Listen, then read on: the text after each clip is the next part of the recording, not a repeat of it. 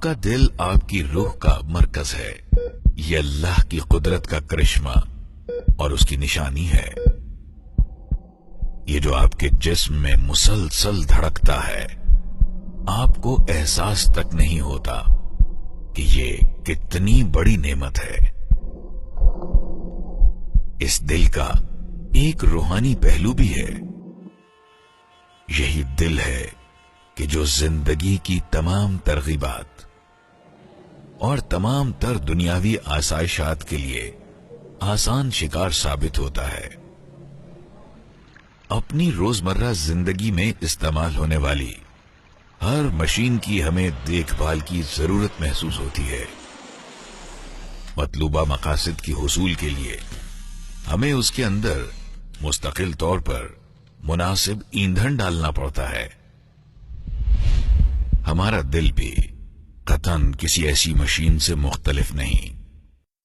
حدیث مبارکہ میں ہے، جسم میں گوشت کا ایک ٹکڑا ایسا ہے کہ اگر یہ ٹھیک ہو جائے تو سارا جسم ٹھیک ہو جاتا ہے، اور اگر یہ ٹکڑا خراب ہو جائے تو سارا جسم ہی خراب ہو جاتا ہے.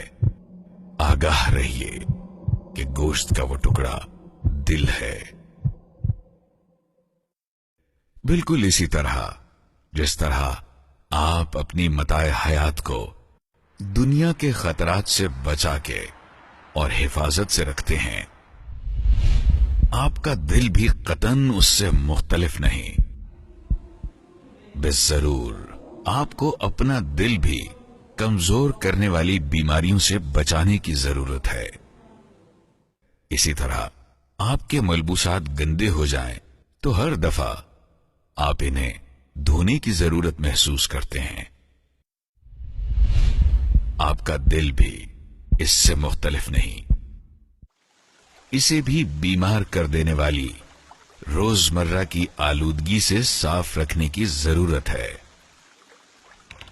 جیسا کہ آپ اپنے کمپیوٹر کو زمانے کے مطابق اپ ڈیٹ رکھنے کے لیے جدید ترین سافٹ ویئر انسٹال کر کے کمپیوٹر کو نئے سرے سے چالو کرتے ہیں، آپ کا دل بھی اس سے مستثنا نہیں. سو اس قیمتی ترین مشین کو اللہ کے ذکر سے غافل نہ ہونے دیں، اور اس مشین کے لیے واجب سہولیات فراہم کرنے میں کوتاہی نہ کریں. دل کو اسی طمانینت کی فضا میں رکھیے جس کا یہ طلبگار ہے. ألا بذكر الله تطمئن القلوب. اللہ کی یاد ہی وہ چیز ہے جس سے دلوں کو اطمینان نصیب ہوتا ہے. ذکر الہی کو اپنے روزانہ معمول کا حصہ بنائیے. صدقات و خیرات سے اپنے دل کو نرم کیجیے. رسول اللہ صلی اللہ علیہ وسلم پر کثرت سے درود پڑھیے، وہ جو آپ کو یاد کر کے رو دیے اور جنہوں نے ہمارے غائبانہ ایمان لانے کی تحسین فرمائی تھی. قرآن مجید دلوں کی دوا ہے. اس کی بکثرت تلاوت کیجیے، اس کی تعلیمات کو اپنی زندگی پر نافذ کیجیے،